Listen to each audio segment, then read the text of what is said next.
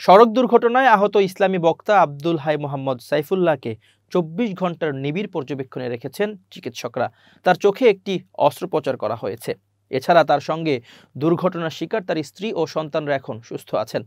রবিবার নিজের verified Facebook পেজে এসব তথ্য জানিয়েছেন আব্দুল হাই মোহাম্মদ সাইফুল্লাহ। তিনি লিখেছেন, আলহামদুলিল্লাহ, আল্লাহ তাআলা আমাদেরকে একটি বড় বিপদ ও সাংঘাতিক দুর্ঘটনা থেকে হেফাজত করেছেন। স্কুল বন্ধের দিন থাকায় ৩ মে এবং তাদের মা মোমেনশাহী অঞ্চলের দুদিনের এই দিনই সফরে সাথে ছিল। দুর্ঘটনার মুহূর্তেই আমি জ্ঞান হারিয়ে ফেলি। যে ধরনের অ্যাক্সিডেন্ট ছিল তাতে জীবন নিয়ে ফেরাটা নিরেট আল্লাহর অনুগ্রহ।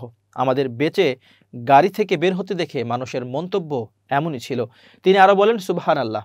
পরবর্তীতে শরীরের বিভিন্ন অংশে ব্যথা পাই, ডান চোখে কাচ ঢুকে গিয়ে আইলিড কেটে যায়। সকালেই ইমার্জেন্সি ভিত্তিতে চোখে একটি সফল অপারেশন হয়েছে। ভিশন ফেরত এসেছে, চোখ ঢাকা আছে, প্রচণ্ড শরীর দুর্বল এবং মাথা ভার লাগছে।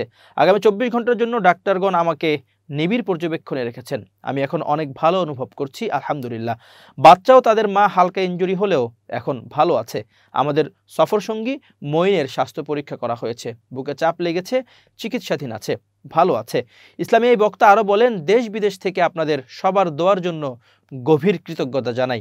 সর্বস্তরের ভাই বোনদের গভীর ভালোবাসা, মমতা আর আমাদের প্রতি অকৃত্রিম দোয়া ও পরিবারের খোঁজ খবর নেয়ার কথা আমৃত্যু আমরা ভুলব না।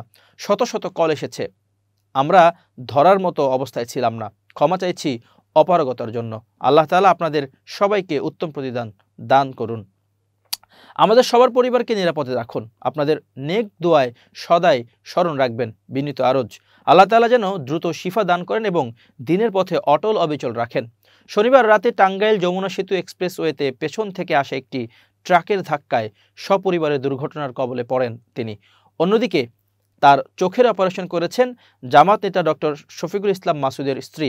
তিনি তার ফেসবুকে লিখেন, সড়ক দুর্ঘটনায় আহত আমাদের শাইখ আব্দুল হাই মোহাম্মদ সাইফুল্লাহ আল্লাহর অসীম দয়ায় বড় ধরনের ইনজুরি থেকে মুক্ত আছেন। চোখের ইনজুরি হয়েছে বেশি। আল্লাহর কাছে শাইখের জন্য শিফা কামনা করছি। আলহামদুলিল্লাহ, ইবনে সিনা মেডিকেল কলেজ হাসপাতালের চক্ষু বিভাগে ওনার চোখের অপারেশন আমরা ভালোভাবে শেষ করলাম। শাইখ এখন ভালো আছেন, আলহামদুলিল্লাহ। অনেক বড় ধরনের ক্ষতি হয়নি।